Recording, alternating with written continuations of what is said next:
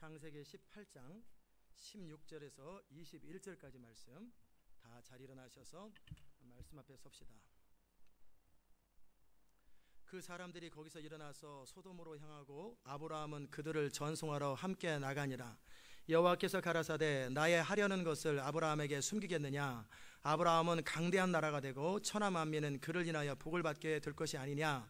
내가 그로 그 자식과 권속에게 명하여 여호와의 도를 지켜 의와 공도를 행하게 하려고 그를 택하였나니 이는 나 여호와가 아브라함에게 대하여 말한 일을 이루려 함이니라. 여호와께서 또 가라사대 소돔과 고모라에 대한 부르짖음이 크고 그 죄악이 심히 중하니 내가 이제 내려가서 그 모든 행한 것이 과연 내게 들린 부르짖음과 같은지 그렇지 않은지 내가 보고 알려 하노라. 아멘. 자리에 앉겠습니다. 은혜로우신 아버지 하나님 감사합니다. 오늘도 이 아침에 주의 음성을 우리 가운데 들려주시고 이 말씀이 이 도시를 살리고 역사를 살리고 인생을 살릴 수 있는 말씀 되게 하여 주시옵소서. 감사드리옵고 예수님의 귀하신 이름으로 기도드리옵나이다. 아멘. 오늘 여러분과 함께 말씀을 나눌 제목은 하나님께서 찾으시는 의인이라는 제목입니다. 시대마다 하나님은 사람을 찾으십니다. 그래서 노아를 통해 방주를 만들고 새로 시작하는 일을 할 사람을 찾고, 또 아브라함을 통해서 민족이 시작될 때 그 출발할 사람을 찾고, 미디안의 그 압제를 받고 있을 때 정말 그 압제에서 벗어나게 할 수 있는 기드온이라고 하는 사람을 찾고, 또 하나님의 말씀을 제대로 선포해 줄 수 있는 사무엘을 찾고, 그 다음에 하나님의 마음대로 하나님의 나라를 이루어드릴 수 있는 다윗과 같은 사람을 찾고, 신약시대 때에서는 또 계속해서 바울을 찾고 베드로를 찾고, 또 21세기 또 도시의 문을 열 사람을 찾는 거예요. 그때 하나님은 하나님의 필요에 따라서 하나님의 꿈과 하나님의 뜻을 이루기 위하여 결국 하나님의 뜻은 이 땅 가운데 하나님의 나라가 이루어지는 것인데, 그 일이 이루어지는데 참여할 사람, 그 일을 이루어드릴 사람을 찾고 계시고, 그 일에 여러분들이 반응하고 이렇게 이 자리에 모여 있는 것입니다. 자, 그래서 하나님께서 찾으시는 사람, 그리고 왜 하나님께서는 사람을 통해서 일하시는지 그 모든 원리들을 오늘 함께 나눌 것입니다. 매 시대마다 하나님이 사람을 찾아서 하나님의 일을 해야 되는데, 이 창세기 18장에 보면은 어떤 사건들이 18장과 19장에 몇 가지 사건들이 나오는데, 그것이 뭐냐면요, 아브라함에게 하나님께서 두 천사와 함께 나타나시는 장면이 나옵니다. 아브라함이 이제 마므레 상수리 숲을 근처에서 이렇게 있었는데, 오정쯤에 그가 장막문에 이렇게 앉아 있다가 어떤 사람들 세 사람이 쫙 오는 것을 보면서 아브라함이 낯선 사람이 오네, 경계해야지. 그러지 않고 그 나그네를 대접합니다. 그러면서 깍듯하게 영접합니다. 원컨대 우리 집에 오시어서 쉬십시오. 발을 씻으시고 떡을 드시고 음식을 즐겁게 드신 후에 지나가소서. 신약은 이거에 대해서 분명히 말씀하십니다. 아브라함은 부지 중에 나그네를 대접하다가 자기도 모르는 중에 천사를 대접했다. 자, 주는 것이 받는 것보다 복이 있다고 그랬죠. 아브라함은 이것을 통해서 놀라운 은혜들을 경험합니다. 여러분도 대접하는 그 역사가 있기를 주의 이름으로 축복합니다. 미국 땅이 복을 받을 때는요, 나그네를 대접을 잘했어요. 그리고 이민자들을 대접을 잘했어요. 근데 망할 때가 되니까요, 자꾸 괴롭히고 추방하고 맨날 그러잖아요. 본인도 남의 땅에 와가지고 강제로 막 인디언들 쫓아내가지고 강제로 뺏고 나서 이제 자기 땅에 또 남의 오니까 이제 다른 사람들 또 쫓아나요. 깡패예요, 깡패. 그럼 망합니다. 하나님은 분명히 나그네를 대접을 잘하라고 그랬어요. 나그네, 또 고아와 과부, 도림이 없는 사람들을 도와주고 나눠주라고 그랬어요. 그것은 바로 하나님을 도와주는 것이고 하나님께 구워주시는 거예요. 아멘.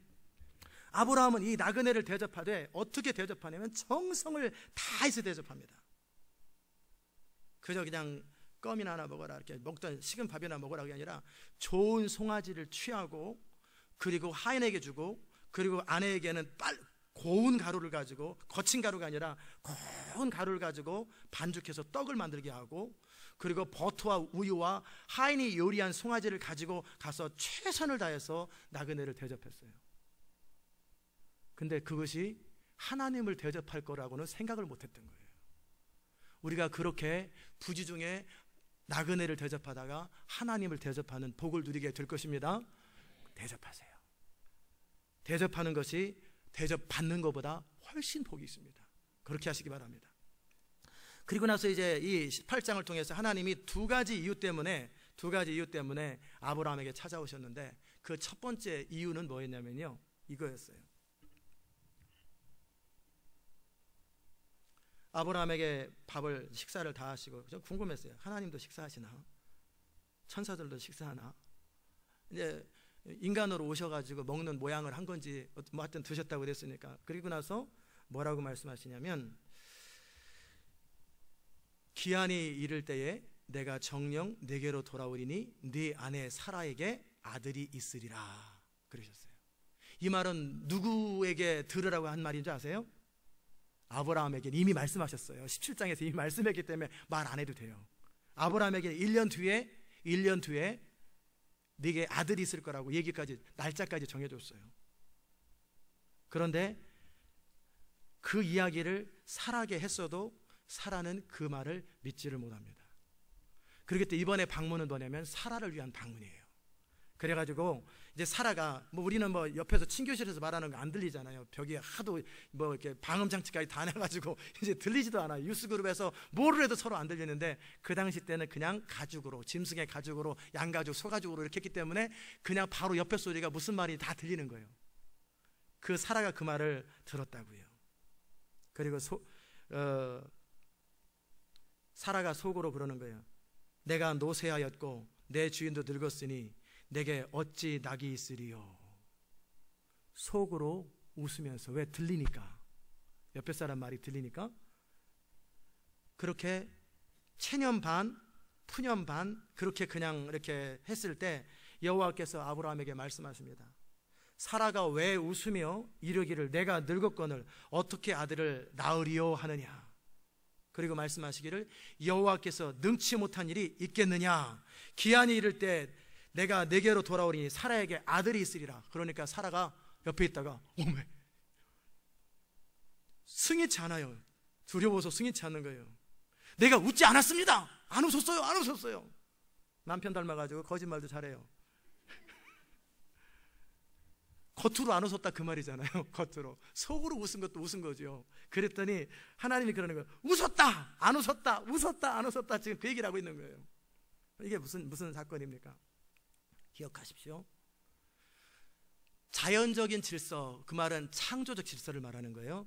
창조적 질서를 따라 그 법칙이 운영될 때는 특별한 기도가 없어도 그냥 창조 질서대로 이루어집니다.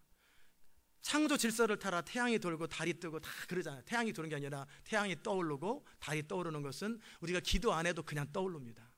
그리고 이 땅에 수많은 젊은 남녀들이 엄청나게 금식하고 기도 안 해도 애들 잘 낳고 삽니다. 낳지 말라고 그래도 막 낳고. 이거는 왜? 다 하나님께서 창조 질서 가운데 말씀하셨어요. 생육하고 번성하여 땅에 충만하라. 그렇기 때문에 그냥 애를 낳으려고 하면 다 나아지는 거예요. 이게 다 나아지는 거예요. 그렇기 때문에 이 땅에서 기도 안 해도 애들이 잘 낳는 거예요. 그런데 문제는 뭐냐면 창조 질서를 따라 또 어떤 자연 질서를 따라 불가능한 상태가 있을 수 있단 말이에요. 그 말은 뭐냐면 불임의 상태라든지 상태나 여자나 어떤 가문이나 어떤 그 사람에게 어떤 병이 있거나 어떤 그 아이를 낳을 수 없는 그런 상태가 상태가 된 사람들은 몸의 상태가 창조 질서를 따라 역사할 수 없는 상태예요. 그러죠? 그리고 이거는 문제가 있는 그런 상태. 또는 나이가, 여자의 경수가 45살이나 50살이나 이때쯤에 생리가 끊어지잖아요. 경수가 끊어지면서 이제 60이 되면은 낳고 싶어도 못 낳고 70 되면 낳고 싶어도 안 해. 이게 자연 질서예요. 왜? 애 낳다가 죽으면 큰일 나잖아요. 이게 생명을 걸고 낳는 건데 70 먹은 할머니가 애 낳다가 죽으면은 이것도 안 되고 어떻게 키워 이거를. 그러잖아요. 그러니까 하나님께서 어느 나이가 딱 되면 이제 아이를 못 낳도록 자연 이렇게 그것도 하나님의 창조 질서를 딱 했어요. 이해가 되시죠? 그런데 이제 아브라함의 상태는 뭐예요? 불임의 상태일 수도 있고 사라가 아니면 나이가 지금 많아서 이제 자연적인 질서나 창조 질서를 따라서는 정상적으로 아이를 낳을 수 없는 그런 상태예요. 그러면 이런 상태, 내가 약을 먹거나 아니면 건강관리를 하면 내 몸이 회복될 수 있다면 그냥 자연 건강식품을 통해서 얼마든지 몸을 회복할 수 있고, 또 뭐 이렇게 그러면 되는데, 몸이 자연적인 현상에 따라서 암이든지 어떤 문제든지 해결될 수 없는 그런 상태가 있잖아요. 그렇죠? 그럴 때는 초자연적인 기적이 필요합니다. 아멘.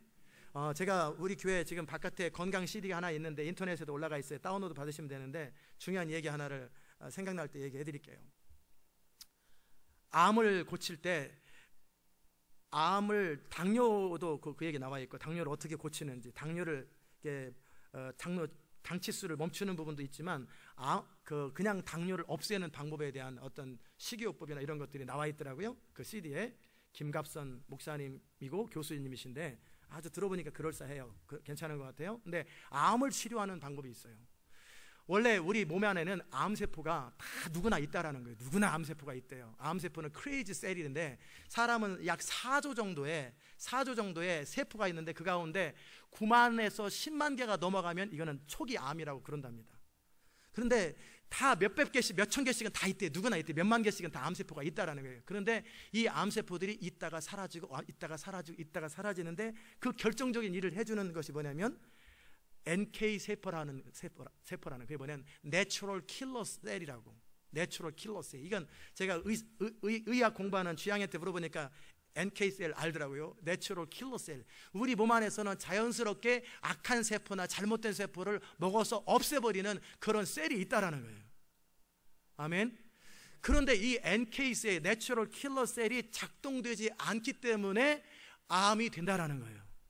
그러면 내추럴 킬러 셀이 어떻게 작동될까? 어떻게 마음껏 활성화될까? 우리 몸 안에 아드레날린이 분비될 때 더불어 그 셀이 활성화되는데, 아드레날린이 분비되는 조건이 뭐냐면 기뻐하고 즐거워하고 그리고 낙천적일 때, 그럴 때 발휘된다는 거예요.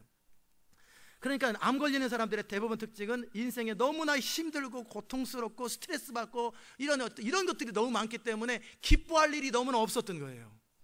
스트레스가 너무 많았기 때문에 이 세포들이 정상적으로 작동을 못했던 거예요. 그런데 어떤 과학자가, 이제 넌크리스찬 과학자가, 무신론자 과학자가 조사를 했는데, 종교 가운데 그러면 NK셀이, 내추럴 킬러 셀이 가장 작동을 많이 하는 종교가 어떤 종교가 딱 보니까 기독교들이에요. 기독교가 그러니까 암 걸릴 확률이 제일 적은 거예요. 근데 그 중에서도 불평하고 원망하는 사람 잘 걸릴 수 있고요. 누가 암 걸릴 확률이 제일 적으냐면요, 늘 아멘을 잘하고, 아멘을 잘하고 항상 기뻐하고 항상 즐거워하고 이런 사람들은 그 몸 안에서 아드레날린이 분비되면서 그 암세포들이 다 죽어버린다는 거예요. 하나님께서 뭔가 명하실 때는 목적이 있는데, 그래서 항상 기뻐하라, 쉬지 말고 기도하라, 범사에 감사하라, 이런 사람들은 하나님의 뜻대로 이런 사람들은 절대 암에 안 걸려요. 걸릴 수가 없어요. 그리고 아멘을 잘하고 특별히 교회에서 극성스럽게 예배드리고 극성스럽게 춤을 추고 극성스럽게 열심히 봉사하는 사람은 기쁨이 충만하고 은혜가 충만하기 때문에 암이 안 걸린다고. 이 무신론자들이 그걸 연구를 했더라는 거예요. 왜? 기뻐하고 즐거워야 되는데. 여러분이 암 안 걸리시기를 주의 이름으로 축복합니다. 그러려면 늘 기뻐하고 즐거워하고 감사해야 돼요. 우리가 낙천적이고 하나님께 끊임없이 소망을 가지고 어떤 칠흑 같은 환경 속에서도 우리 하나님은 하실 수 있습니다. 우리 하나님은 하실 수 있습니다. 이 고백을 하는 사람들 안에는 스트레스가 없고요, 늘 기쁨이 충만하기 때문에 병 걸릴 일이 없어요. 아멘. 네. 제가 이렇게 볼 거예요. 아멘 안 하는 사람은 저 사람 병 걸리려고 작정했나? 어쨌든 지금 딴 얘기로 돌아갔는데, 다시 원위치로. 자, 우리가 자연적이고 창조적인 질서를 따라 애 낳는 건 누구나 나요. 그러나 이제 이것이 작동이 안 하는 불임의 상태나, 나이가 70, 아브라함은 지금 99세고 사라는 90세예요. 89세예요. 이게 과학적으로나 자연적으로나 창조 질서를 따라서 불가능한 상태예요. 자, 이런 불가능한 상태에는요, 초자연적인 하나님의 개입이 필요합니다. 초자연적인 하나님의 역사가 필요한데, 하나님의 초자연적인 역사를 위해서 반드시 필요한 건 뭐냐면 믿음이 필요합니다. 믿음이 전제가 되어야 돼요. 아멘. 그런데 지금 아브라함과 사라는 믿음이 없으니까 하나님도 답답해. 쟤들 지금 빨리 애 낳아야 되는데 지금 믿음이 없어. 빨리 애 낳아야 되는데 뭐 지금 정상적으로 나이가 지났기 때문에 75세, 65세이기 때문에 이제 애 못 낳아요. 그런데 믿음이라도 주어져야, 믿음이라도 생겨 애를 낳는데 믿음도 없어요. 그러니까 하나님이 답답한 거예요. 그래서 하나님이 두 번 찾아오시죠. 한 번은 아브라함에게 찾아오셨어요. 근데 아브라함에게 접근하신 하나님의 방법이 좀 틀리고 사라에게 접근하시는 방법이 좀 틀려요. 아브라함에게 접근하실 때 어떻게 접근하냐면 아브라함이 설명해주고 혼을 냈어요. 아브라함아, 99세 때 나는 전능한 하나님이라. 너는 내 앞에 행하여 완전하라. 그게 뭐라고 말씀을 드렸어요 지난주에? 나를 신뢰하라는 거예요. 편법 쓰지 말고 이스마엘 같은 사람들 낳지 말고 너는 나를 온전히 신뢰하고 순종에 있어서 온전하고 믿음에 있어서 온전하라. 그래야 내가 너를 통해서 나의 꿈을 이룰 수 있고 너의 아내 사라를 통해 애를 낳을 수 있으니까 이제는 딴 생각하지 말고 편법 쓰지 말고 내 앞에 행하여 완전하라. 그렇게 딱 말씀을 하셨어요. 그리고 나서 뭐 아브라함이 자꾸 말이 많아요. 이렇게 조용하게 성격 좋은데 은근히 말이 많아요. 뭐 이스마엘, 엘리에셀이 어떻습니까? 뭐 이스마엘은 어떻습니까? 뭐 소돔 땅에 50명은 어떻습니까? 자꾸 말이 많아요 이 사람은. 그러자 그 모든 부분들 하나님 다 잘라버리죠. 엘리에셀 아니야, 이스마엘 아니야, 네 부인 사라, 본부인 사라를 통해 낳는 아이가 네 약속의 후손이 될 거라고 딱 선언을 해버렸어요. 그리고 딱 출발하셨어요. 그리고 나서 이제 아브라함만 믿음이 있으면 어떻게 해요? 사라도 믿음이 있어야지. 그러니까 사라에게 또 찾아온 거예요. 그러니까 사라를 찾아올 때 내외하기 좀 애매하니까 뭐 신약이 아니라 그랬는지 구약이라 그랬는지 마리아한테는 직접 찾아오더니 환상 가운데. 근데 여기는 진짜 사람의 모습으로 오셨는데 천사들과 하나님께서 아브라함에게 사라 옆에 텐트에서 딱 듣고 있는데 거기서 말하는 거예요. 그리고 하나님께서 지금 하시는 게 뭐예요? 사라의 불신앙을 치료하고 사라가 믿음을 가질 수 있도록 사라를 도와주기 위해서 하나님께서 천사들을 대동해서 온 거예요. 이해되십니까? 그래야 아브라함도 믿음이 있고 사라도 믿음이 생겨야 이 믿음으로 말미암아 하나님의 초자연적인 영광을 보게 되는 건데 그 이들이 믿음이 없을 때 믿음은 어떻게 생겨요? 믿음은 들음에서 생깁니다. 아멘. 그 듣는 것도 그냥 혼적인 말, 뭐 온갖 재미난 얘기하는 설교를 들어봐야 믿음 안 생겨요. 영적인 설교, 성령의 감동과 기름 부음이 있는 그 말씀을 들어야 믿음이 생기는 거예요. 여러분이 믿음 빨리 자라기 원하시는 분들은요, 타주분들은 인터넷으로 듣고 CD로 듣지만 CD를 구입해서 차 타고 다니면서 계속 들으세요. 차 타고 다니면서 계속 들으면 여러분의 믿음이 굉장히 빠른 속도로 자랍니다. 말씀을 열심히 듣고 또 말씀을 또 이렇게 CD로 듣고 그렇게 해야 되는데 지금 사라에게 아브라함 말이 잘 안 들려요. 맨날 거짓말을 잘하니까 거짓말 또 그랬나 봐요. 아브라함이 누이라고 그랬다 뭐 했다가 자꾸 말 바꾸고 그러니까 아브라함 말이 도대체 안 믿어지니까 이제 하나님이 직접 나타나셔가지고 이제 그 말하는 거예요. 그런데 이 아브라함의 성격하고 사라의 성격이 약간 다르니까 하나님은 성격대로 접근하시는데 어떻게 접근하시냐면요, 재밌어요. 사라에게 하나님은 지금 옆에서 다 귀 기울이고 뻔하고 막 음식 만들면서 온갖 여기 듣고 있는 걸 다 듣고 있는 거, 음식 먹고 있는 거 앉아서 가만히 듣고 있는 거예요. 그럴 때 사라에게 기한이 이를 때에 아들이 있으리라. 그럴 때 사라가 그 말을 딱 들었고, 사람이 너무나 오랫동안 기다리고 지치고 그러면은요, 하나님의 말씀이 들어도요 체념이 돼요. 기드온처럼 하나님이 우리와 함께 하시면 왜 이럽니까? 이렇게 체념이 딱 되는 거예요. 그러면서 사라 마음속에서 속으로 웃고, 왜 킥킥킥 그러면 안 되잖아요. 그러니까 속으로 웃고 나는 늙었고 내 주인도 늙었는데 어찌 내게 그런 즐거움이 있으리요. 속으로만 생각했어요. 그러자 하나님께서는 그 사라의 믿음을 북돋는 방법으로 그거를 탁 터치한 거예요. 아브라함을 통해서가 아니라 사라 마음속에 생각하는 것을 딱 말씀하죠. 사라야, 왜 웃느냐? 왜 늙었다고 말하느냐? 여호와께 능치 못한 일이 있느냐? 그래서 사라는 충격을 탁 받는 거예요. 내 마음의 생각까지도 감찰하신 하나님, 내 마음의 소원까지도 감찰하신 하나님, 이 하나님이 정령 이루시겠구나. 그 믿음이 사라에게 쑥 들어오는 거예요. 아멘. 이런 사건이 성경에 또 한 번 나옵니다. 나다넬이라는 사람이 요한복음 3장에서 그 예수님의 다른 제자들이 와보라, 메시아, 우리가 기다리는 메시아 같은 사람이 있다. 근데 어디 출신인데 출신을 왜 물어봐? 한국 사람인가? 출신을 자꾸 물어봐요. 이스라엘과 한국은 성향이 비슷해요. 어디 출신이냐 물어보니까 나사렛에서 왔대. 에이, 나사렛에서 무슨 선한 것이 나겠느냐 라고 자기들끼리 했던 말이 있어요. 근데 하여튼 와보자. 그러니까 뭐 밑져야 본전이니까 와봤어요. 어떤가 한번 보자. 그랬더니 예수님께서 뭐라고 그러셨냐면, 이스라엘에 참 선한 선생이 왔다. 뭐라고 그랬어요? 예, 제가 한 번에 딱 폈네요. 나다넬에게 뭐라고 왔냐면 2장에 요한복음 1장 47절에 보라, 이는 참 이스라엘 사람이라 그 속에 간사한 것이 없도다. 그러니까 나다넬이 듣기는 좋은 말인데 당신이 나를 어떻게 알고 그런 말을 하십니까? 그럴 적에 예수님께서 뭐라고 그러냐면, 빌립이 너를 부르기 전에 네가 무화과나무 아래에 있을 때 보았노라. 이게 무슨 말이에요? 이스라엘 백성들은요, 상수리나무 앞에서는 주로 우상 제사를 드리고 무화과나무 밑에서는 주로 기도하는 장소예요. 네가 무화과나무 앞에 기도하고 있을 때 빌립이 너한테 찾아간 것을 안다라는 거예요. 그러니까 자기가 무엇을 했는지가 딱 들킨 거예요.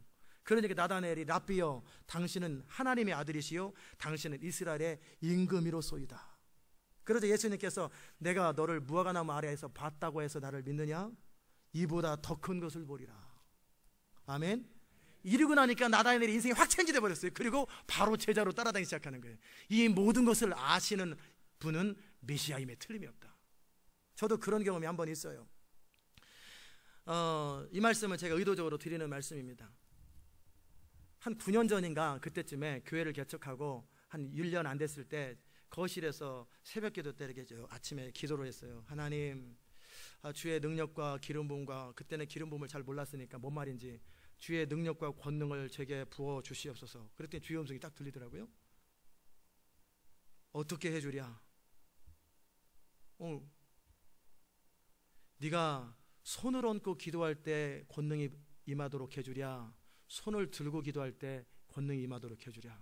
그럴 때 제가 뭐라고 그랬냐면, 저는 손을 얹고 기도하는 것보다는 손을 뻗쳐서 기도할 때, 손을 들고 찬양 가운데 막 선포하잖아요. 기도할 때 권능이 권능이 임하기를 바랍니다. 제가 그랬단 말이에요. 그 이유는 두 가지 때문에 그랬어요. 하나는 뭐냐면, 손을 얹고 기도하면 사람들은 제가 고쳤는 줄 알고 또 저를 통해서만 이루어지는 줄 알고 항상 저를 찾아올 거라고요. 그럼 할 일도 많고, 그 다음에 그 일일이 하는 것도 보통 일이 아니고, 또 그렇지만 영광이 하나님께로 온전히 돌아가지 않아요. 그렇기 때문에 집회 가운데 손을 얹고 기도할 때 그냥 자연스럽게 권능이 임하면 어떻게 해요? 하나님이 하셨습니다 라고 그들은 고백할 수 있기 때문에, 그렇기 때문에 뭐 하는 거예요? 제가 그랬어요. 두 번째는 뭐냐면요, 그 전에 1년 됐을 때였나 보네요. 1년 됐을 때 송구 영신 예배 끝나고 기도를 해주는데, 그때 300명을 기도해 줬어요. 300명을. 얼마나 허리가 아프든지 밤 12시, 1시에 끝나가지고 새벽 5시까지 기도했어요.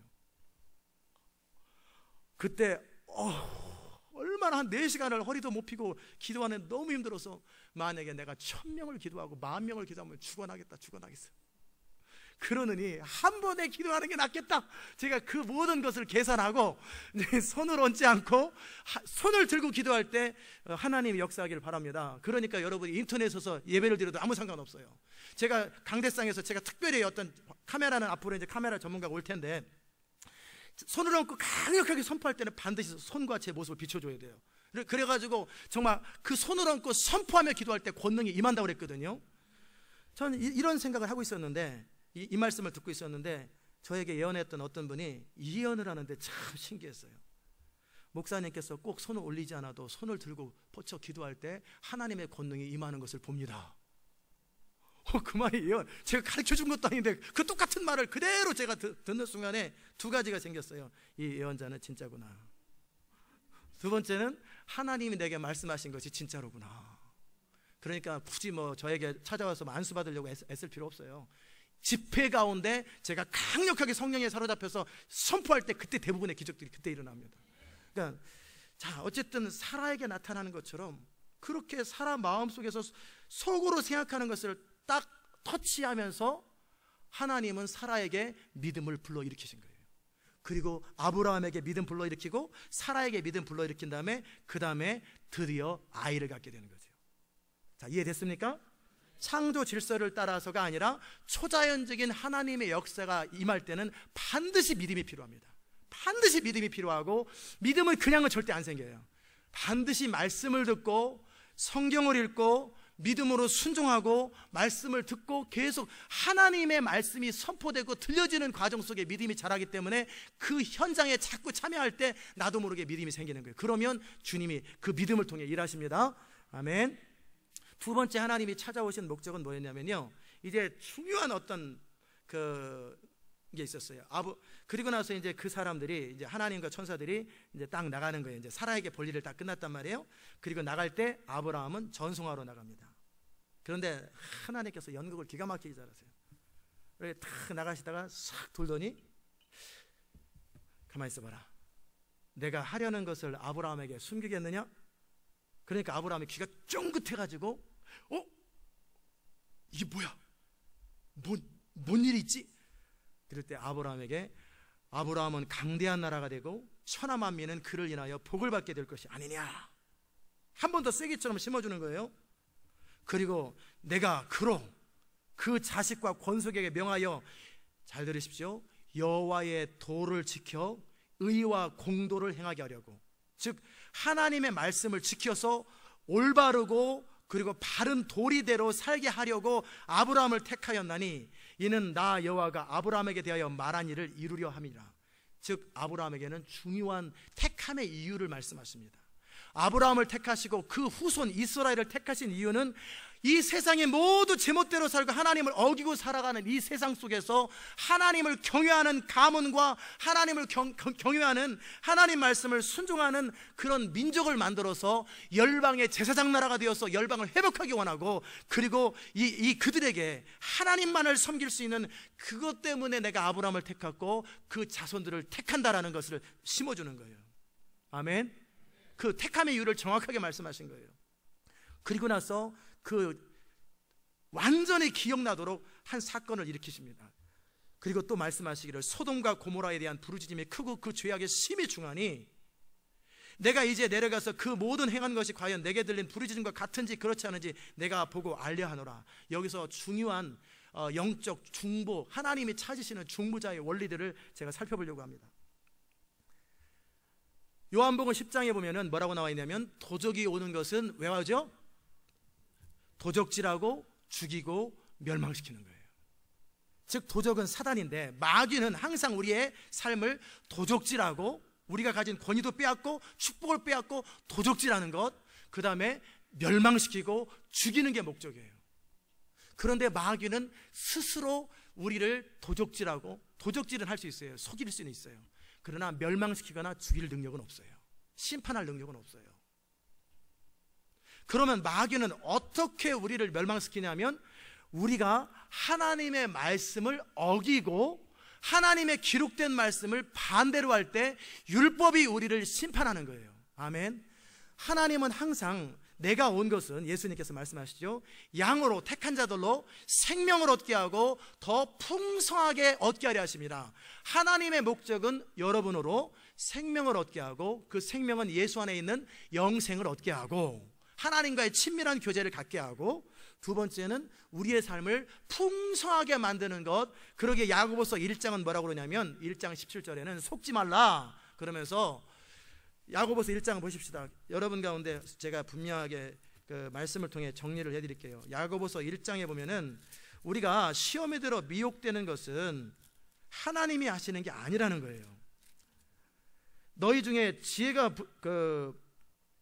1장 13절에 사람이 시험을 받을 때 내가 하나님께 시험을 받는다 이렇게 하지 말지니 하나님은 악에게 시험받지도 아니하시고 친히 아무도 시험하지 않으시느니라. 오직, 여기서 말하는 건 템프테이션을 말하는 거예요. 유혹. 오직 각 사람이 시험을 받는 것은 자기 욕심에 끌려 미혹됨이니, 즉 욕심이 잉태한 즉 죄를 낳고 죄가 장성한 즉 사망을 낳느니라. 우리가 사망에 빠지는 방법이 뭐예요? 우리 안에 있는 플래시 디자이어, 즉 욕심이 잉태해서 죄를 저지르게 되고, 죄가 장성해서 쌓이면 어떻게 해요? 결국 심판을 받는다 그러는 거예요. 그러므로 16절에 내 사랑하는 형제들아 속지 말라. 17절에 각양 좋은 은사와 온전한 선물이 다 위로부터 빛들의 아버지로부터 내려오나니 그는 변함도 없으시고 회전하는 그림자도 없으시느니라. 아멘. 하나님에게서 오는 것은 모든 좋은 것과 좋은 은사와 좋은 선물들만 오는 거예요. 그러면 우리 인생 가운데 뭔가 안 좋은 것들이 임하는 것은 뭐냐면 도적이 도적질하고 죽이고 멸망시키는 거예요. 아멘. 그런데 도적은 스스로 우리를 멸망시키거나 우리를 심판할 권한이 없기 때문에 어떻게 하냐면, 잘 들으세요. 이게 영적 원리예요. 어떻게 하냐면 예수님께서 분명히 말씀하셨어요. 너희는 내가 너희를 심판하는 줄로 생각하지 말고 너희의 공경하는 바 모세의 율법이 너희를 정죄하고 심판한다, 그 말씀하셨어요. 그 말이 뭐냐면 하나님의 율법은, 말씀은 양날 가진 칼과 같습니다. 그렇기 때문에 그 율법대로 살고 순종하면 복을 누리고 형통함으로 임하지만 율법을 어기고 율법을 거역하면 온갖 저주가 임하는 거예요. 그러니까 마귀는 어떻게 하면 돼요? 이스라엘 백성으로 또 성도로 하여금 율법을 어기도록 만들어주면 되는 거예요. 그러면 율법이 그 사람을 심판해버리는 거예요. 이해됐습니까? 마귀는 심판할 권한이 없어요. 그러니까 우리가 성경 말씀대로 안 살고 하나님의 뜻대로 안 살도록 유혹을 하고 또 문화를 통해서 환경을 통해서 시험 들게 만들고 이러저런 방법으로 그 사람들을 유혹해버리는 거예요. 그럼 어찌 되겠어요? 그들은 율법을 어기게 되죠. 그러면 어떻게 해요? 그 집안에 심판이 임합니다. 사단이 그 집안을 멸망시키고 싶어요. 그 집안을 해코지하고 싶어요. 근데 방법이 없어요. 그러니까 어떻게? 시험 들게 만드는 거예요. 어떻게 해요? 이러저런 말씀을 듣고 시험 들고 사람과 시험 들고 자식 때문에 시험 들고 이것 때문에 시험 들어가지고 마음에 분노가 쌓이고 쓴뿌리가 쌓여가지고 에이 다 때려쳐버린다, 그렇게 만드는 거예요. 그게 기가 막힌 사단의 전략이에요. 그러면 여러분 안에 거역과 쓴뿌리가 있으니까 어떻게 해요? 하나님 말씀을 정면으로 거역해버리죠. 그러면 뭐라고 그래요? 내게 들린 부르짖음, 사단은 드디어 하나님께 시온 인터내셔널 교회 누구누구, 어느 교회 누구누구, 저 소돔 땅에 누구누구 하나님 말씀 어겼습니다, 참소를 하면서 심판해야 됩니다, 심판해야 됩니다, 심판해야 됩니다, 심판해야 됩니다, 검사처럼 계속 그 소리 하는 거예요. 그러면 하나님은 어떻게 해요? 멸망시키지 않고 싶어요. 하나님은 아무도 멸망시키지 않고 모두가 다 구원받기 원하는데, 그런데 어떻게 해요? 이미 율법을 저질렀단 말이에요. 율법을 어겼단 말이에요. 그러니까 어떻게 해요? 꼼짝없이 당하게 생긴 거예요. 이해됐습니까? 그게 바로 마귀의 전략이에요. 그게 성경에서 그 민수기에 보면은 23장 그 이하에 보면은 그 이제 이스라엘 백성들이 이집트를 쳤어요. 그리고 큰 재앙을 통해서 이집트에서 나오고 홍해를 가르고 막 승승장구해서 나오니까 모압 그 롯의 후손이죠. 그 롯의 딸들의 후손인데 모압과 암몬인데 그 가운데 모압 왕의 왕이 누구냐면 발락, 리역이면 락자입니다. 발락이라는 사람이 도대체 이거는 인간의 방법으로는 못 이긴다, 저 나라를.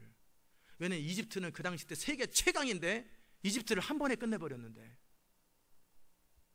저들에게는 초자연적인 하나님의 능력이 역사하니까 이것은 그들도 아마 모압은 늘 이렇게 몰렉신을 섬기는 그런 나라이기 때문에 그들도 영적 원리를 알아요. 그러니까 누군가가 그 나라를 저주를 해줘야 된다.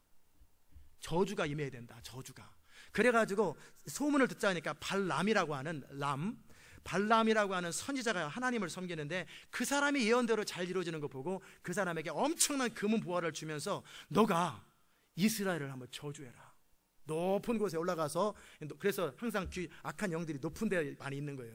높은 콜로라도 스프링스가 14,000피시래요. 그런데 요런 높은 데서 미국 땅을 저주한다니까요. 그런 것처럼 높은 데 가서 이스라엘 백성들을, 가까이서 보니 커 보이니까 높은 데서 보면 조그매 보이잖아요. 이렇게 조그매 보이니까 담대함이 생기잖아요.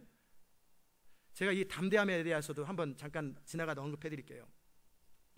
제가 이제 그 도시들을 바라보면은 도시가 너무나 빌딩들이 크잖아요. 그러면 일단 기가 죽잖아요. 그래서 제가 하는 게 뭐냐면 도시 다운타운에 선포하지만 그래도 너무 커요. 그랬을 때 시카고에서 제가 중요한 경험을 했어요. 그게 뭐냐면 시카고를 빌딩 숲을 지나가지고 한 바퀴를 막 걸으면서 지나가 보니까 시카고가 제 손에 딱 들어오고 조그매 보이더라고요. 테네시 내슈빌레를 한 바퀴 쫙 빠른 속도로 때니 40분 만에 도시를 돌더라고요. 도시의 빌딩 숲을 돌더라고요. 워싱턴 DC도 제가 그렇게 해봤어요. 이렇게 돌고 이렇게 돌고 이렇게 하니까 도시들을 도는데 한두 시간이면 돌더라고요. 그러니까 도시가 이렇게 보이는 거예요. 작게 보이는 거예요.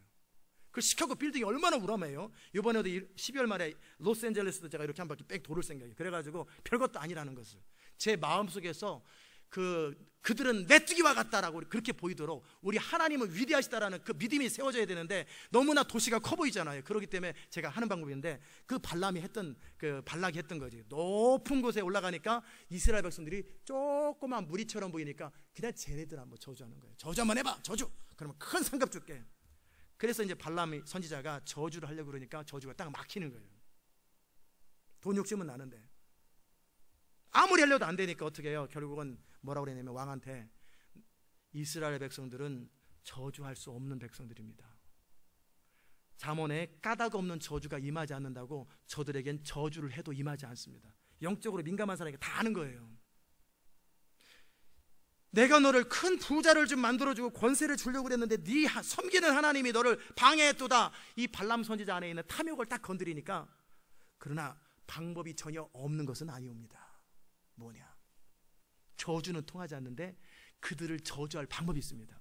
뭐냐? 저들이 광야를 지나가느라고 외롭고 힘들었을 때니까 근사한 파티를 열어주고 술과 고기를 먹여주고 여자들을 춤을 추게 해서 그들을 타락시키는 겁니다. 남자들을 타락시키는 거예요. 그러면 그들은 하나님으로부터 합법적으로 징계를 받게 되어 있습니다. 이야! 그러면서 여자들한테 광고하는 거예요. 이 일에 헌신할 애국자들 다 나오시오. 워낙 음란한 나라니까 뭐 서로 좋다고 뭐 그랬고요. 하여튼 술과 고기를 배가지고 잔치를 벌이니까 아니나 다를까 이스라엘 남자들이 정말 그런 맨날 만나나 먹고 메추라기나 먹고 맨날 이런 거 먹다가 진수성찬을 먹으니까 너무 좋아가지고 먹고 그들 제사에 참여하고 음란을 행해서 그러니까 어떻게 해요? 이들이 뭐를 어겼어요?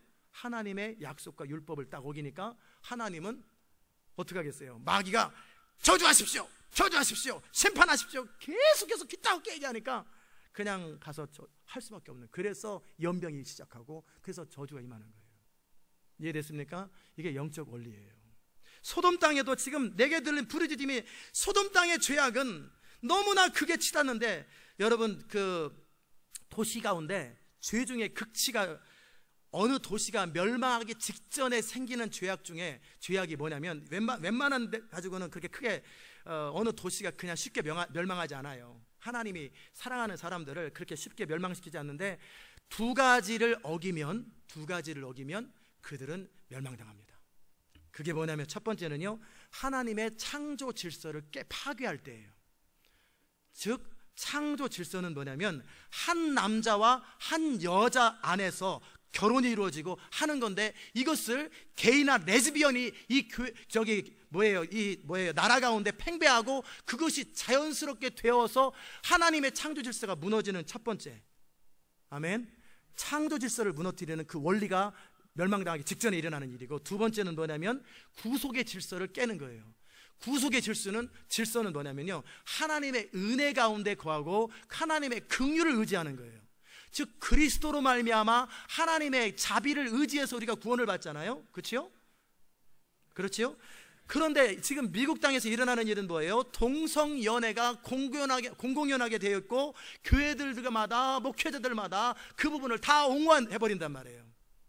창조 질서를 깨는 것을 지금 범하고 있어요. 두 번째는 뭐냐면 구속의 질서, 예수님만이 길이라고 하는 것들을 깨버리는 거예요. 모든 종교의 구원이 있고 예수님만이 길이라는 것을 법으로 제정을 해버리는 거예요. 그래서 동성연애자에 대해서 뭐라고 막 말하면 이제 나중에 잡혀 들어가고, 예수님만의 길이라고 말하면 타종교의 구원이 없다 그러면 감옥에 들어가 버리는 거예요. 창조 질서와 구속의 질서가 깨어졌을 때 그때는 하나님의 뜻과 목적과 형상들이 완전히 무너졌잖아요. 그러면 대책 없습니다. 그때는 심판의 때예요. 아멘. 노아의 때가 바로 그때였었고, 그 다음에 뭐예요? 이스라엘 백성 소돔과 고모라 땅이 지금 그 상태가 되었어요. 이 소돔과 고모라 땅을 19장에서 우리가 좀 이따 보겠지만 보면 어떻게 해요? 이 천사들이 두 사람의 천사가 이렇게 롯의 집에 방문했을 때 사람들이 몰려와서, 동성연애자들이 지들끼리 하는 것도 사실은 기분 나쁘고 옳지 않은데 분명히 말씀드립니다. 동성연애는 유전이 아니고 그 부모나 그 자신의 죄악 때문에 마귀가 들어가서 그 악한 영 때문에 동성연애에 영이 들어가는 거예요. 그래서 그것은 영적 전쟁을 통해 축사하면 그 문제 해결됩니다. 동성연애는 유전이 아니에요. 분명히 말씀드립니다. 근데 자기들끼리 그러는 것도 아니고 지나가는 나그네까지 동성연애를 하려고 하는, 이것은 완전히 극에 달하는 거예요. 자, 멸망을 시켜야 되겠습니까? 안 시켜야 되겠습니까? 시켜야 되는 거예요. 그리고 긍휼을 구하지도 않아요. 하나님 앞에 엎드려 니느웨처럼 회개도 안 해요. 하나님이 회개를 하든지 아니면 바르게 살아야 되는데 지금 이 상태예요. 자, 제가 지금 드린 말씀 다 알아들으셨죠? 자, 그러면 이런 도시들을 그러면 어떻게 회복할 수 있을까? 그러면 지금 이 미국 땅과 유럽 땅과 이 세상이 아직 멸망하지 않았을 때는 뭔가 이유가 있었는데 그 이유가 뭔지를 한번 살펴보십시다. 그래서 이제 내가 소돔과 고모라 땅을 하도 참소가 많아서 이제 멸망을 시켜야 되는데 하나님은 멸망시키지 않고 싶어요. 그러니까 증거를 잡는 거죠. 건수를 잡는 거예요. 멸망시키지 않을 건수. 그래가지고 조금이라도 괜찮은 사람이 있으면 멸망 안 시키려고 그래가지고 천사들을 파송하는 거예요. 진짜인가 확인해봐라. 그랬을 때 아브라함이 하나님 앞에 이제 질문합니다. 아브라함은 자기 나름대로 의와 논리를 가지고, 하나님, 의인을 악인과 함께 멸망 안 시키는 것이 과연 공의로우신 하나님이 가능합니까? 하나님이 가만히 계십니다. 의인이 만약에 있다면 하나님 어떻게 하실게요? 가령 50명의 의인이, 그 수십만 명의 사람들, 수백만 명의 사람 가운데 얼마인지는 모르겠지만 적어도 50명은 있겠지라고 딱 제보시는 거예요. 50명의 의인이 있으면 멸망시키는 거 아니지 않습니까? 50명이 있으면 내가 사하리라. 아브라함이 충격을 딱 받은 거예요. 아브라함은 이렇게 자꾸 이렇게 건수를 잘 잡아요. 뭐 이렇게 뭐 꼭 아내를 통해서만 낳냐, 뭐 종을 통해서 온갖 이유를 잘 대요, 이 사람은. 50명이야? 근데 아브라함이 또 잘하는 거 뭐냐면 일단 하나님이 딱 선을 그어주면 그대로 순종은 또 잘해요. 본토 친척 아비집을 떠나라 그랬더니 떠나잖아요. 근데 적당히 섞여, 로또 데려오고 약간 섞이는 게 좀 문제, 이 사람은요. 근데 이제 자기 딴에는 50명이 있을 줄 알았는데 50명이 없어. 그래서 49명인가? 그래서 또 아니면 모르는데 그냥 45명은요 45명도 용서하리라. 그럼 40명은요 40명이 있어도 그 도시를 사하리라.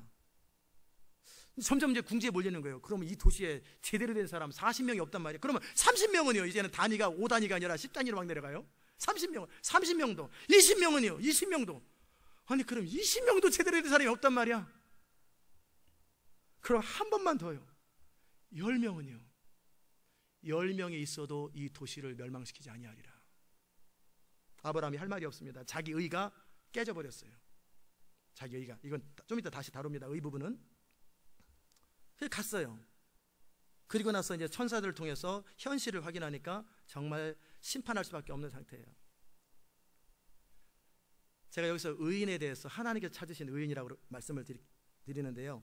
예레미야 5장 1절에 보면은 안 쳐주셔도 됩니다. 제가 읽어드릴게요. 예레미야 5장 1절에 보면은 주님은 분명히 말씀하셨어요. 너희는 예루살렘 거리로 빨리 왕래하며 그 넓은 거리에서 찾아보고 알라. 너희가 만일 공의를 행하며 진리를 구하는 자를 한 사람이라도 찾으면 내가 이 성 도시를 사하리라. 아브라함을 통해서 하나님이 이스라엘을 만드신 목적은 하나님의 도를 행하고 공의를 행하는 자인데 이 유다가 심판받을 때는 뭐예요? 한 명의 제대로 된 사람이 없다 그 말이에요. 예루살렘 성 안에 한 명도 없다라는 거예요. 그 말은 다르게 표현하면 뭐예요? 한 명의 의인만이라도 있으면 그 도시가 사해진다 그 말이에요. 아멘. 자, 에스겔서 22장에 보면 뭐라고 나와 있냐면요, 에스겔서 22장에 보면은 이런 말씀이 또 나와 있어요. 30절에 이 땅을 위하여 성을 쌓으며 성 무너진 데를 막아서서 나로 멸하지 못하게 할 사람을 내가 그 가운데서 찾다가 얻지 못한 거로, 그 한 명을 찾다가 얻지 못하는 거로 내가 내 분으로 그 위에 쏟아내며 내 진노의 불로 멸하여 그 행위대로 그 머리에 붕하였느니라. 나 주 여호와의 말이니라. 이게 무슨 말인지 아세요? 어느 한 도시가 멸망할 때는 창조 질서와 구속의 질서가 깨어지는데 극에 달하는 것인데, 그 도시를 구원할 수 있는 숫자가 어떤 숫자냐면요, 한 명의 의인이 필요한 거예요. 그 한 명의 의인이 그 도시를 놓고 기도하고 그 도시를 위해서 회개하고 그 도시에 무너진 곳에 딱 서서 하나님 앞에 중보기도하면 그 도시가 사해진다, 그 말이에요. 아멘. 얼마나 하나님의 긍휼이에요. 정말 하나님은 그 한 사람만이더라도 제대된 사람만 있으면 그 도시를 사하겠다라는데, 도시가 멸망할 때는 어떻다는 거예요? 그 한 명이 없다, 그 말이에요. 한 명이 없다, 그 말이에요. 그런데 그 한 명이 어떤 사람이어야 되나? 롯은 있어도 별로 소용이 없어요, 롯은. 근데 그 한 명은 야고보서 5장 16절에 보면은요, 엘리야에 대해서 이 얘기를 하면서 우리 주님께서 뭐라고 말씀하셨냐면, 믿음의 기도는 능력이 많은데 특별히 너희가 죄를 서로 구하며 회개하며 병 낫기를 위해서 기도하라. 의인의 간구는 역사하는 힘이 많으니라. 의인의 간구예요. 아무나 도시를 놓고 기도한다고 도시가 돌아오지 않아요. 만약에 돌아왔다면 도시를 놓고 기도하는 데가 한두 군데예요. 도시 돌아와야지. 그러나 그들이 기도해도 효과가 없더라는 말이에요. 그럼 누가 기도해야 돼요? 의인이 기도해야 돼요. 그 의인은 어떤 사람이 의인입니까? 제가 지난 주간에 말씀을 드렸죠. 그 의인은 믿음으로 하나님을 신뢰하며, 아브라함에게 그토록 말씀하시는 거예요. 아브라함아, 지금 24년째다. 언제까지 그렇게 살 거냐? 지금 내 앞에 행하여 완전하라. 어떻게 완전하라고 그랬어요? 나를 신뢰하라. 나는 전능한 하나님이라. 편법이나 사수 쓰지 말라고 그랬잖아요. 그리고 하나님이 말씀하시는 것을 그대로 믿어줄 수 있는 그 사람이에요. 아멘. 하나님을 신뢰하고 그대로 믿어줄 수 있는 사람. 너희는 마음에 근심하지 말라 하면 근심 안 하는 사람. 그래도요, 인생이 힘들어요, 이런 사람은 의인이 아니에요. 능력 없는 기도예요. 그 사람들은 바람 새는 풍선이에요. 기도의 능력을 부르면은 기차 다니고 푹 하는 것처럼 바람 넣었다 빠졌다, 바람 넣었다 빠졌다, 바람 넣었다 빠졌다, 믿었다 의심했다, 믿었다 의심했다. 야고보서는 이거 뭐라고 그랬어요? 너희가 믿고 요동함이 있으면 아무것도 얻을 줄을 생각하지 마라. 요동함이 있으면 안 돼요. 믿음에 있어서 완전해야 돼요. 그러려면 어떻게 해요? 하나님과 친밀함을 쌓아야 되고, 하나님과 온전함을 쌓아서 온전한 믿음을 여러분이 유지하셔야 돼요. 그리고 하나님이 그렇다면 그렇게 믿어야 돼요. 아멘. 믿음에 있어서 온전함, 그리고 믿음의 결과로서 순종에 있어서 온전한 거지요. 주님이 말씀하시면 네 그렇습니다, 주님이 말씀하시면 네 그렇습니다, 그렇게 믿고 순종하는 그 사람이 도시 가운데 한 명이 있으면 그 도시는 용서가 되고 그 도시는 회복됩니다. 아멘. 지금 미국뿐만 아니라 지금 유럽은 더 심각해졌어요. 유럽은 더 심각해졌고, 이제는 정말 기독교가 거의 1%도 안 된다고 그래요. 유럽이 선교지예요, 선교지. 자, 이 전 세계가 지금 하나님을 대적하는 이때, 하나님은 하나님 나라를 바라보면서 하나님은 위대한 약속을 하셨어요. 아브라함에게 약속하신 것처럼 내가 말세에 말일에 내 신을 만민에게 부어줄 것이다. 그리고 그들은 굳이 돌아와라 복음 전하고 설교하고 막 울부짖고 빵 사주고 밥 사주지 않아도 그들은 스스로 돌아올 것이다. 그들의 굳은 마음을 부드럽게 하실 것이고 그들의 강팍한 마음을 내가 부드럽게 할 거예요. 왜? 하나님의 은혜가 부어지면 사람들은 다 바뀌게 됐어요. 여러분의 남편, 여러분의 아내, 여러분의 자녀, 누구 책임이냐면 바로 여러분 책임이에요. 그들의 마음에 성령이 임하도록 해주면 그들은 변화되게 돼 있어요. 괜히 엄한 남편이나 애들이나 아내를 탓하지 마세요. 내가 의인이 못돼서 능력이 없는 기도를 하고 있는 거예요. 아멘. 그렇기 때문에 그 결렬된 그 깨어진 틈 안에서 정말 여러분이 온전히 믿고 순종하면 여러분의 부모도 주께로 돌아오고 자녀도 돌아오고 그 하나님의 신을 부어준단 말이에요. 아멘.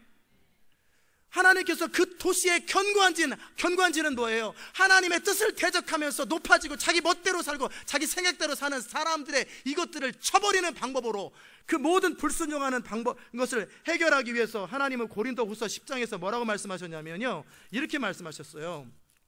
고린도후서 10장에서는 이 대강절 때 계속 다루는 게 그 부분인데, 우리의 싸우는 병기는 육체에 있어 싸우는 것이 아니다. 육체가 아니다.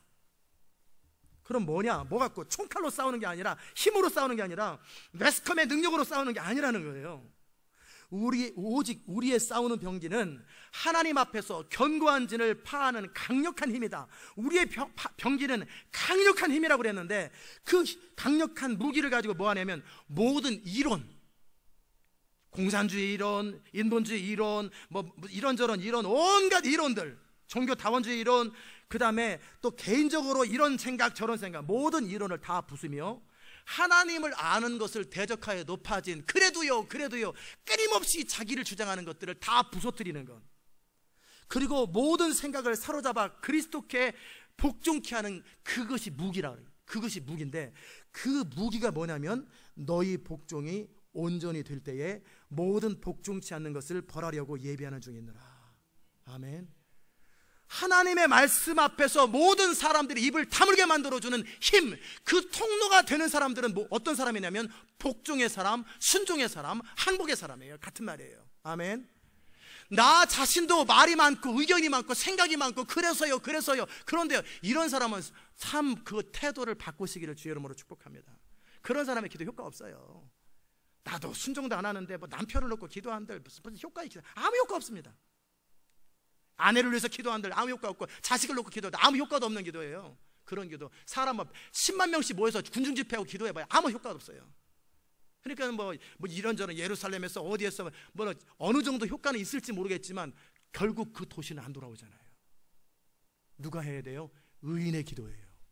엘리야가 한 번 기도했더니 하나님의 불이 임하고, 엘리야가 한 번 기도했더니 하늘에서 비가 멈추고 비가 내리잖아요. 그 의인의 기도는, 그 의인이 누구예요? 하나님을, 나는 전능한 하나님이라 그러면 하나님을 철저하게 신뢰하는 자들이에요. 그리고 하나님 앞에 모든 생각과 사상과 모든 경험과 모든 것들을 다 복종시켜서 주님이 말씀하시면 네 그렇습니다 라고 말하는 사람이에요. 그리고 행하는 사람이에요. 뭐 새벽에 나오라는데 무슨 이런저런 이유가 있고, 뭐 헌금하라는데 무슨 이유가 있고, 성경 읽으라는데 무슨 이유들이 많아요. 그냥 하면 되는 거지. 아멘. 그냥 하면 되는 거지. 렌트를 하라면 렌트 하면 되는 거고, 모여서 기도하라면 모여서 기도하면 되는 거지. 무슨 안 되는 수천 가지 이유가 있잖아요. 그것이 변화될 때까지 제 역할은 그것을 깨트리고 변화시켜주는 역할이에요. 다 자기 주장들, 의견들, 생각들, 합리적인 생각들 다 깨버려야 돼요. 그래서 네 그렇습니다. 우리 주님에게는 항상 아멘, 네 그렇습니다, 예스밖에 없어요.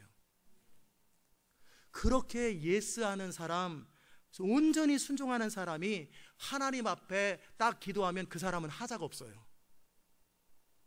더더욱이 그리스도 안에 거할 때 우리의 공로 되시는 예수님의 십자가와 그분의 율법 완성을 의로 삼고, 그리고 믿음으로 말미암아 온전히 신뢰하고 온전히 성령의 이끄심 앞에 순종하는 그 한 사람이 도시를 향해서 기도하고 어떤 사람을 놓고 딱 기도할 때요, 사단이 그 사람을 참수하려고 해도 할 게 없어요.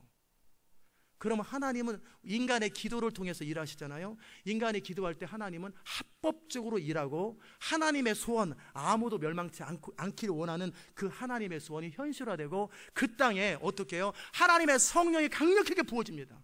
성령이 강력하게 부어지고, 그리고 나서 그 땅에 부흥이 시작되고, 그리고 그 땅에 사람들이 주께로 돌아오는 거예요. 이 마지막 시대 때 아직 멸망당하지 않았잖아요, 이 세상이. 그러면 아직은 가능성이 있는 거예요. 둘 중에 하나 가능성이 있어요. 첫 번째는 뭐냐면 아직 동성연애가 극에 달하거나, 그 다음에 예수님만이 길이라는 것을 극에 달하는 이 창조 질서와 구속의 질서를 극에 달하게 심판할 수밖에 없는 상태가 되지 않았든지, 아니면 아직 기회가 있든지, 아니면 누군가가 의인의 가능성이 있거나 의인인 사람이 있더라는 거예요. 그래서 아직 멸망하지 않는 거예요. 이해됩니까? 그런데 어느 타이밍이 딱 지나고 나면요, 어떤 일이 생기냐면요, 에스겔 14장 14절에 분명히 하나님 말씀하셨어요. 이스라엘을 향해서 심판을 딱 선포하셨는데요, 하나님께서 이제는 돌이킬 수 없다라는 거예요. 이제 이스라엘 백성들을 향해서 완전히 심판을 선포했는데, 가령 내가 칼로 그 땅에 임하고 명하기를 카라 이 땅에 통행하라 하여 사람과 짐승을 거기서 끊는다 하자, 비록 이 세 사람 노아, 다니엘, 욥이 거기 있다 할지라도 나의 삶을 두고 맹세하노니 그들은 자녀도 못 건지고 자기 생명만 건진다고 그랬어요. 자기 의로 자기만 구원한다고 그랬어요. 그게 무슨 말입니까? 의인의 기도가 역사할 때는 아직은 가능성 있을 때예요. 아직 죄악이 팽배해가지고 더 이상 하나님으로 하여금 사단이 합법적으로 이제는 99도에서 100도 되면 물이 끓는 것처럼 이제는 삐 소리가 타임아웃 됐어요. 이 타임아웃이 딱 되면은 그 다음에는 이제 회복이 안 되는 거예요. 아멘. 이스라엘이 바벨론의 포로로 잡혀갔을 때는 삐 그렇게 타임아웃이 끝났고, 그러니까 예레미야는 기도하지 못하게, 에스겔을 또 기도하지 못하게 하잖아요. 이제는 끝났다. 너의 기도가 의미가 없다. 죄악이 완전히 찼다. 그러므로 그들은 70년 동안 종살이를 통해서 고통을 당하고 모세를 통해 선포한 모든 율법의 저주들이 다 임하는 것을 경험하고 나서야 내가 은혜로 그들을 구원할 거라. 그들의 기도가 의미가 없어요. 왜요? 타임아웃 됐기 때문에. 경기도 타임아웃 되면은 그때 가가지고 내가 열심히 하려고 그랬는데 소용없다니까요. 그 경기 시간 내에 그 경기를 해주는 거예요. 아멘. 아직 하나님의 심판이 이제 이르기 바로 직전이라도 괜찮으니까 아직 그 타임이 남아있을 때, 기회가 있을 때 그 중보기도자를 찾고 그 중보자들을 통해서 도시들이 회복되는 거예요. 아멘. 그 중보자들은 누구예요? 믿음의 사람이요, 그 중보자들은 순종의 사람이라는 거예요. 그래서 이 교회 가운데 각 도시에서 그런 사람을 모집해서 그 도시를 구원하는데, 아까 우리가 나눈 것처럼 정말 무슨 숫자가 아무 상관없어요. 하나님은 실제 각 도시에서 한 명이면 돼요. 한 명. 그런데 왜 제가 두 명, 세 명을 얘기합니까? 한 명은 잘 못 써요. 엘리야도 혼자 섰는데 도망가 버리잖아요. 한 명은 약하기 때문에 돕는 자 한 명에서 두 명을 붙여주는 거예요. 그래서 함께 힘을 발휘하도록. 아멘. 그러나 그 중에 특별히 성경의 원리는 한 명이면 돼요. 그러나 두 사람이 합심해서 기도하라고 우리 주님께서 말씀하셨기 때문에 두 사람에서 기도하되, 그 사람은 아무나 기도한다고 되는 게 아니라 믿음에서 온전하고 순종에서 온전한 거예요.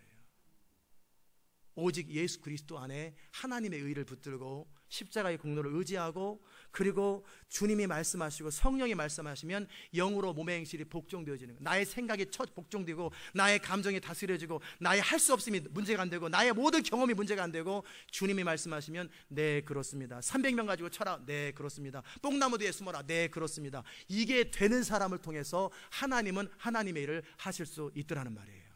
아멘.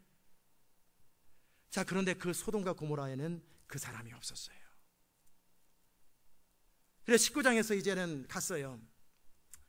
천사들이 딱 아브라함과 하나님은 대화하고 있을 때에 천사들은 갔는데, 롯도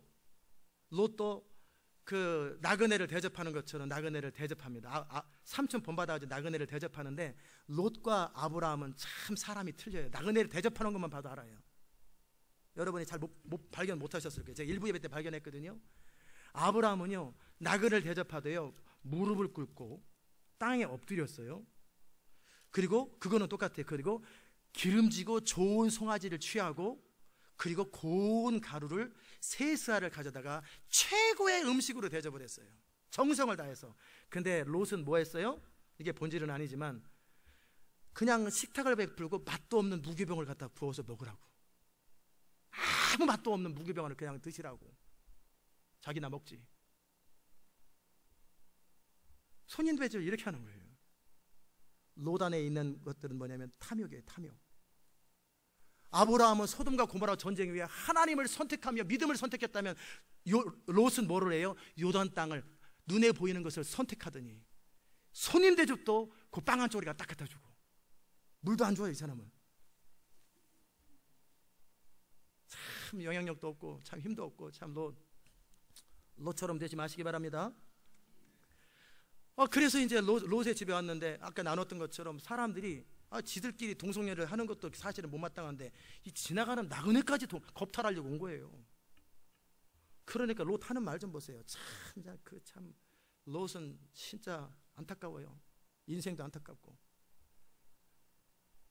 아니, 자기 두 딸을, 남자를 가까이 아니한 그것도 전 안 믿어져요. 자기만 모를 뿐이지. 그 딸이 무슨 딸이 나중에 아버지 겁탈하는 딸인데 잘 안 믿어져요. 근데 롯은 자기만 속는 거예요. 자기만 의로운 줄 알고. 그래가지고 나그네 대접하는 것처럼 두 딸을 가지고 겁탈하라고 주는 거예요. 세상에 이런 아버지가 어디 있어요? 그렇잖아요. 무슨 이런 아버지가 다 있어. 이런 아버지가.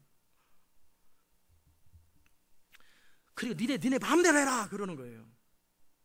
자기 자기 생각이 사로잡혔어. 그랬더니 이 사람들이 우리는 여자를 원치 않아, 남자를 원해. 남자들이 와서 그러는 거예요. 그러면서 이것이 건방지게 와서 우리를 가르치려고 그래. 너부터 내가 그 혼을 낼 거다. 그랬을 때 천사들이 롯을 안고 들어오면서 그들의 눈을 어둡게 하죠. 그리고 나서 분명히 말합니다. 빨리 네게 속한 자들을 빨리빨리 소집해서 빨리 이 성에서 떠나가라. 그랬더니 이제 그 롯이 나가서 그 딸들과 정혼한 사위에게 말해가지고 여호와께서 이 성을 멸하실 테니 빨리 일어나서 이 성을 떠나자 그랬더니 그 사위가 예 아버님 알겠습니다. 노아의 자손들은 며느리들은 방주를 열심히 짓는데 이 롯의 식구들은 어떻게 해요? 농담으로 여겼더라. 에이 농담하지 마세요. You are kidding. 얼마나 아버지가 말하는데 농담이니까 딸들도 무시하고 사위도 무시하고 이 롯의 집안은 아주 부인도 무시하고 다 무시해요. 롯은 외로운 사람이에요. 탐욕이 많은 사람은 외로워집니다. 욕심이 많은 사람은 외로워져요. 롯은 욕심이 많으니까요. 욕심이 많은 사람 주변에서는 아무도 사람이 안 붙어요. 그러니까 외로운 거예요. 아멘. 그러니까 이제 사위들은 안 들어온다고 그래요. 그러니까 이 동틀 때가 되니까 빨리 해야 된다. 그러니까 천사가 롯을 재촉해서 아내와 두 딸들을 이끌어. 그랬더니 롯이 또 지체야. 왜 지체할 것 같아요? 금은보화 가져가려고. 제 생각이 그래요. 또 지체하고 자꾸 그러니까 막 어거지로 끄집어내가지고 막 이제는 저 산으로 가라. 그리고 절대 돌아보지 말고 들에 머물지 마라. 그랬더니 롯이 뭐라 그러냐면 그 순간에 또 머리 굴려요. 기왕 은혜 베풀려면 저 산은 도망가기도 멀고 그러니까 저 소활성 하나를 저한테 남겨주시면 제가 성에 살면 안 될까요? 그 순간에 살궁이 또 하는 거예요. 하여튼 롯은 생활 능력이 강해. 하여튼 탐욕도 많고 욕심도 많고 그 멸망하는 순간에서도 그 순간에 잔머리를 굴려요. 성 좀 그래가지고 그것도 허락한다. 그래가지고 그 소활성에 딱 들어갈 때 해가 돋음과 동시에 하늘에서 유황비가 쏟아지고 불을 비같이 쏟아져가지고 완전히 멸망돼 버렸어요. 그리고 그 성을 멸망할 때 아브라함을 생각하자. 롯도 하나님 생각 같았으면 에라 너도 그냥 죽어버려라. 어차피 영향력도 없는 인생 그냥 믿음이나 저버리지 말고 천국이나 오도록 그냥 죽어라 그랬을 수도 있는데 아브라함을 생각하사 롯을 구하셨더라 그랬단 말이에요. 그리고 소활 땅에 피한다고 그랬으면 또 약속 믿음도 없어. 이 사람은 욕심도 많고 믿음도 없어요. 소활 땅에서 버티면은 괜찮다고 그랬는데 굳이 또 도망가. 또 산으로 또 도망가. 하인 믿음도 없고 욕심만 많아요. 롯. 남자들 가운데 그런 사람이 있으면 온 가족 고생시킵니다. 그런 사람 되지 말기 바랍니다.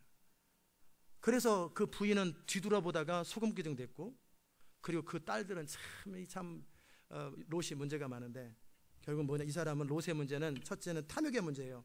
소돔과 고모라 전쟁 이후에 땅을 선택하는 거 보세요. 삼촌도 뭐도 다 상관없잖아요. 자기 욕심 앞에. 그러더니 수할 땅 달라고 그러죠.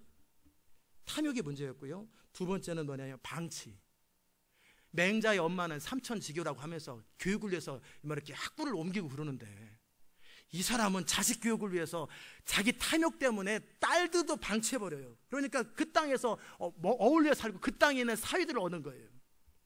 옳은 대로 살 능력도 없고 영향력도 없으니까 부인도 말 안 들어, 딸들도 말 안 들어, 사위도 말 안 들어, 아무도 말 안 듣는 그저 별 볼 일 없는 인생으로 교회 출석만 하는 사람이에요. 교회 출석만 하는 사람. 맨날 교회 와서 예배만 드리지 아무 능력도 없이 그저 그냥 그런 사람이 롯과 같은 사람이에요. 회개하시기 바랍니다. 자, 이제는 결국은 롯이 간신히 살려가지고 덜덜 떨고 있는데 그 딸들도 참 희한해요. 아버지 술을 잔뜩 먹여놓고, 롯은 그래도 자기 옳은 것은 주장할 줄 아는가 봐요. 옳은 것은. 근데 다른 사람한테 영향력은 없으니까. 왜? 영향력을 미치려면은 뭐 인티그리티, 말과 뜻이 똑같아야 되는데 욕심은 많은지 말만 하니까, 그러니까 자기만 건질 줄 아니까, 그러니까 수술은 안 할 테니까 술을 먹여서 강제로 딸들이 아버지를 겁탈해가지고 자식을 낳아요.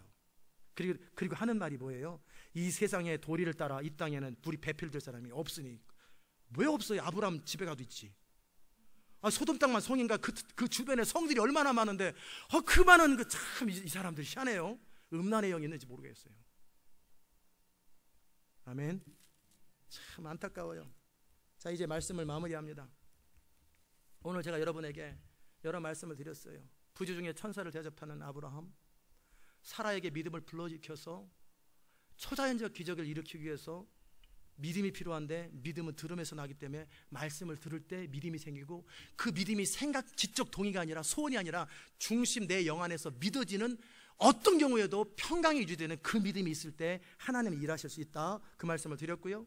그리고 정말 이제 이 부분은 나중에 말씀을 드릴게요. 그리고 결국 이 도시가, 소돔이라는 도시가 결국 무엇 때문에 멸망했어요? 죄악이, 어떤 죄악? 창조 질서를 깨는 죄악, 그리고 구속의 질서, 즉 긍휼과 자비를 의지하는 것. 니느웨도 심판을 멸하니까 즉시 회개하고 자비를 구하니까 용서가 되잖아요. 구속의 키는 예수 그리스도를 통한 하나님의 용서처럼 하나님 앞에 나를 불쌍히 여겨달라고 말하는, 그게 구속이에요. 아멘. 이 두 가지가 없되 하나님의 형상이 깨어질 만큼 완전히 악에 치달았는데, 그때까지도, 그 타이밍까지도 의인 한 사람이 없어요. 그럼 여기에서 우리가 반대적으로 결론을 어떻게 내려요? 예레미야에게 예루살렘 성을 멸망시키지 않기 위해서 한 사람의 의인을 찾아라, 한 사람의 의인을 찾아라 그랬는데, 그 한 사람들을 각 도시에서 찾으면 되는 거예요. 그 두세 가정이 함께 모여서 그 도시를 품고 기도하되, 덮어놓고 기도하지 말고 어떻게 해요? 본인이 기도하는 내용보다 더 중요한 것은 내가 기도자가 되어야 돼요. 의인이 되어야 돼요.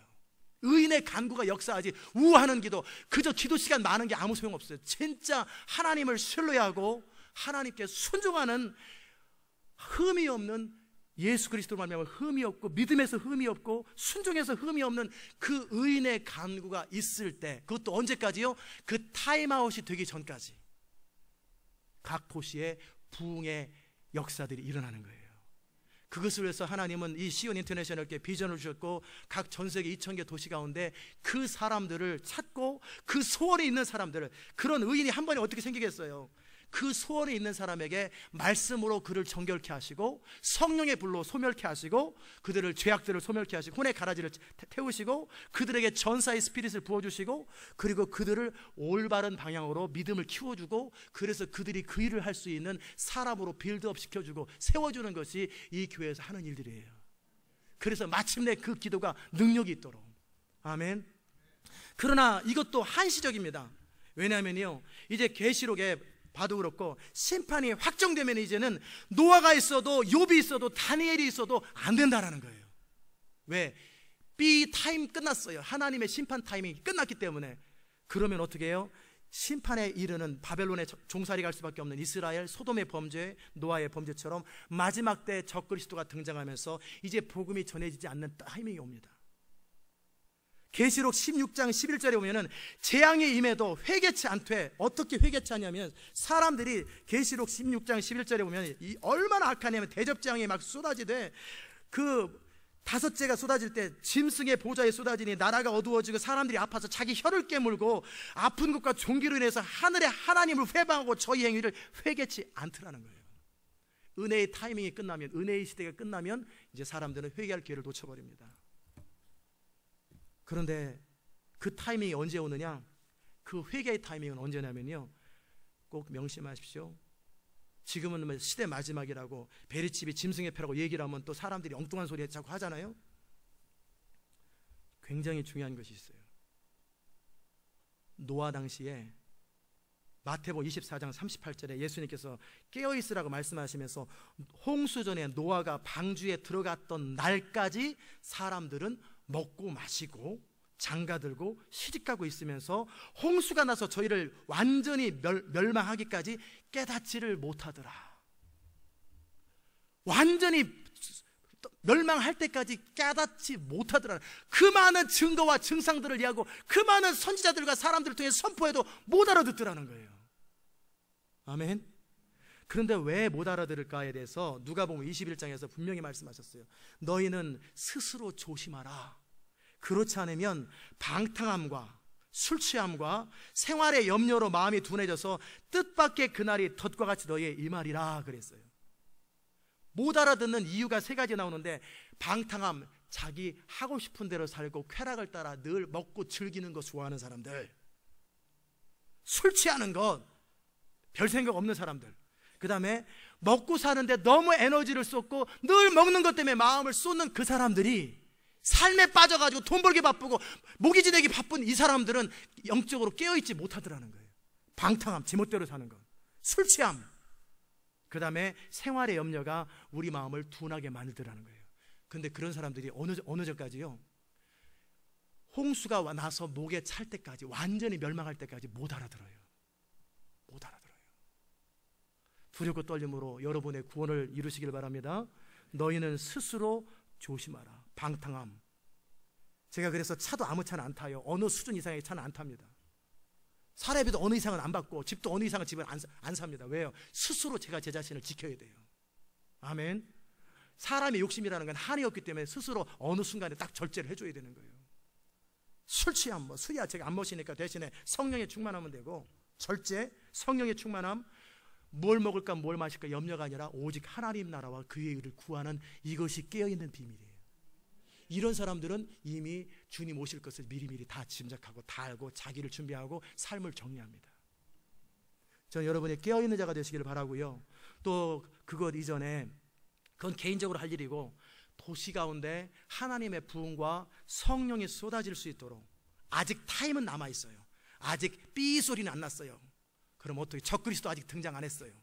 그렇기 때문에 어떻게 해요? 아직 시간이 있을 때 이 땅에 부흥이, 하나님의 요엘 선지자 2장 28절 이하에 나온 것처럼 내 신을 만민에게 부어질 때 먼저 남종과 여종에게 먼저 부는다 그랬거든요.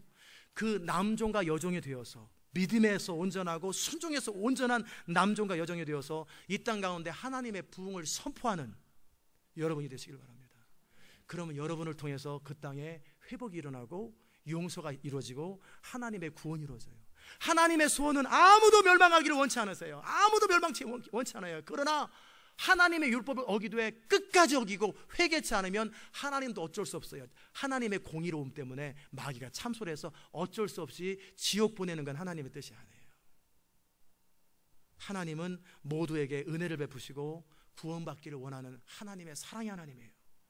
그러나 그 하나님의 통로가 될 사람, 여호와께서 찾으시는, 하나님께서 찾으시는 의인이 필요하다라는 거예요. 그 도시마다 의인이 필요해요. 아멘. 왜 도시마다 필요하냐면 권위의 원리 가운데 그 도시에 살고 있거나 그 도시를 위해서 구체적인 희생과 대가를 지불한 사람이어야 돼요. 아니면 그 도시에 사는 사람이고 사는 사람 가운데 대가를 지불하는 그것이 필요하기 때문에 바로 그 도시마다 의인이 필요한 거예요. 그럼 여러분이 살고 있는 도시에 하나님의 구원이 임합니다. 정말 그 은혜가 있기를 주의 이름으로 축복합니다. 기도합시다. 하나님 아버지 감사합니다. 오늘도 주의 음성 들려주셔서 감사합니다. 우리에게 말씀하시는 주님 감사합니다. 이제는 정말 무능한 자처럼 롯처럼 살지 말고 이제는 의인이 되어서 엘리야처럼 다니엘처럼 그렇게 믿음에 있어서 온전하고 순종에 있어서 온전하고, 처음부터 아브라함은 그렇게 되지 못했지만 그가 서서히 믿음의 사람이 되었고 순종의 사람이 되었을 때 그를 통해 롯이라도 구원한 것처럼 이제는 시대 마지막에 우리의 믿음과 순종을 통해 정말 도시들이 주께로 돌아오고 수많은 영혼들이 주께로 돌아오는 그 통로 되게 하여 주시옵소서. 감사드리옵고 예수님의 귀하신 이름으로 기도드리옵나이다. 아멘. 다 잘 일어나셔서 485장 찬송하십시다.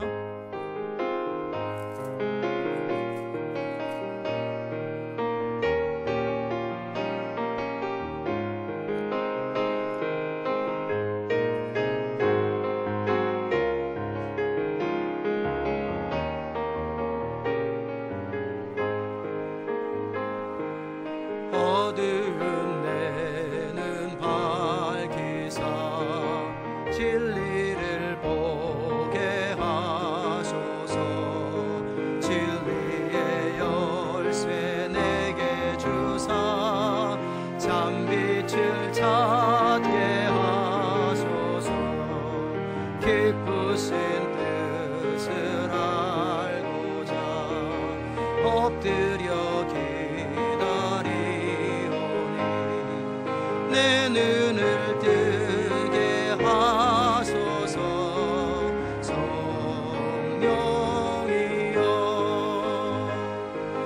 막혀진 내 귀 여시사 주님의 귀한 음성을 이 귀로 밝히 들을 때에 내 기쁨 한량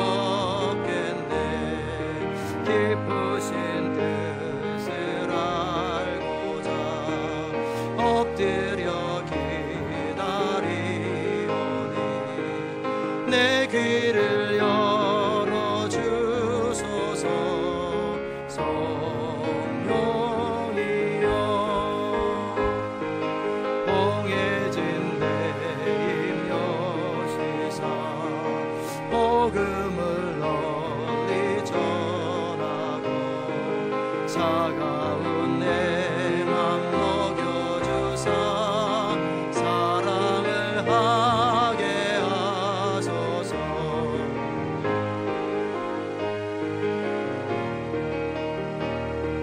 엎드려 기다리오니 내 입을 열어주소서. 성령이여 기쁘신 뜻을 알고자 기쁘신 뜻을 알고자 엎드려 기다리오니 내 입을 열어주소서. 성령이여. 아멘. 이 시간 기도합시다. 얼마나 답답한 일이에요. 그 도시에 한 명의 파수꾼이 없어서 그 도시가 멸망할 때 하나님은 분노하신다 그랬어요. 분노. 그 한 사람을 찾고자 하는데 이렇게 악하냐, 이렇게 헌신 안 하냐, 이렇게 희생 안 하냐. 너희들은 교회를 뭐하러 다니냐. 각 도시마다 왜 교회가 없어요? 너희들은 교회를 무슨 욕구로 교회를 다니냐. 그 도시를 책임지도 못할 거야. 그게 얼마나 악한지 몰라. 이기적이고 자기밖에 모르고 기복신앙. 이 시간 우리 한번 기도하십시다. 하나님, 뺀질뺀질거리고 말하면 듣지도 않고 이 내 안에 있는 이 혼의 가라지들, 쓴뿌리들 쳐서 복종시켜 주십소서. 그래서 온전히 순종하게 하시옵소서. 온전히 순종하고 온전히 신뢰하여서 하나님이 사용하실 수 있는 사람, 하나님이 쓸 수 있는 사람 되게 해달라고 우리 같이 한번 통성으로 기도하십시다. 은혜로우신 아버지 하나님 감사합니다. 우리가 정말 이제는 하나님의 사람 되게 하소서.